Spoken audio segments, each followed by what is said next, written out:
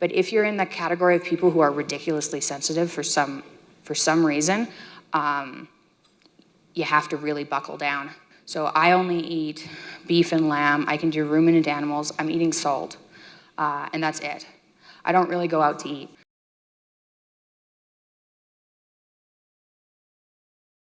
So what do you do if you've restricted your diet or you've tried carnivore diet and it still isn't working?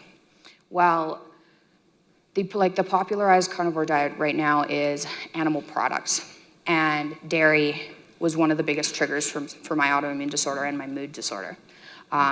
So if you've tried carnivore and you haven't tried just eating beef, then that's the next step.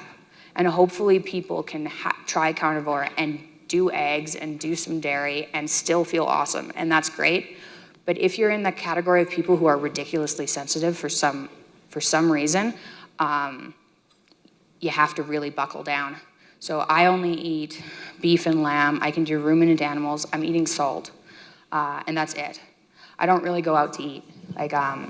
I went out in Florida, and I was very annoying at the restaurant. Scrub the grill. I'm allergic to everything. What are the allergies? And I was just like, well, soy, dairy, gluten, sugar, sulfites, because I know that covers most things you sprinkle on a steak. But the grill wasn't as clean as it should have been, and I had a, minor for me, but I still reacted to the grill. So I don't really eat out. So if you're in the category of people and you're still having autoimmune symptoms, you really got to buckle down. My depression's triggered pretty easily too, and so is my dad's. One of the things I wanted to talk to you, and I'm sure people are aware of that here, but you're taught by the medical community in particular, but by everyone really, to stop listening to your body. So if something's wrong, you go, hey, this feels funny, and they go, oh, everybody has that. You're like, okay, I'll put that in the section of ignore. And these symptoms, they grow and grow, and they're like, oh, these little tiny problems, but they're normal. Everyone has that. Everyone gets a slump at 3. It's the 3 p.m. slump. So listen to your body. That took me years to figure out, because I was going, I ate that and I feel kind of heavy, but that's fine.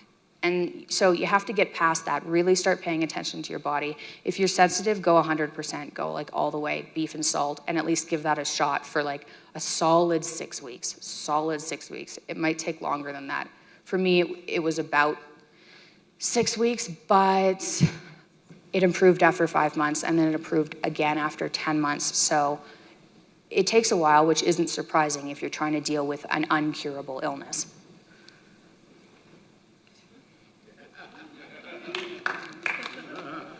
And I suppose most people here are probably eating meat, but these are some of the things you're gonna have to deal with. It is hard, but it's not as hard as being sick for your entire life. Nothing is that hard. So it's worth a try. And then, these are just ways to succeed. Get the food you can't eat out of your house, because when the cravings hit, they hit hard, and you'll binge eat. So, and get it out of the house. Try and make sure, if you're with roommates, I don't know, man. When I first started cutting food out, I was on 40 milligrams of Adderall a day, which just destroys your appetite. So I was like, oh yeah, I can survive off of, tasteless mush, because everything is tasteless mush right now. So when I went low carb, it was easier to get off of sugar that way. I don't recommend taking Adderall in order to get over the sugar cravings, but they are hard, but they do last. They just drop off at some point. Yeah, so you can get your life back. I got my life back. I got a life that I didn't know existed. I had lost hope at 14.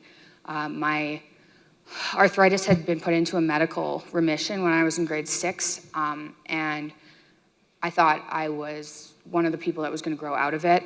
And at 14, the doctor was like, oh, your elbow's inflamed. And it just wrecked me for about a month.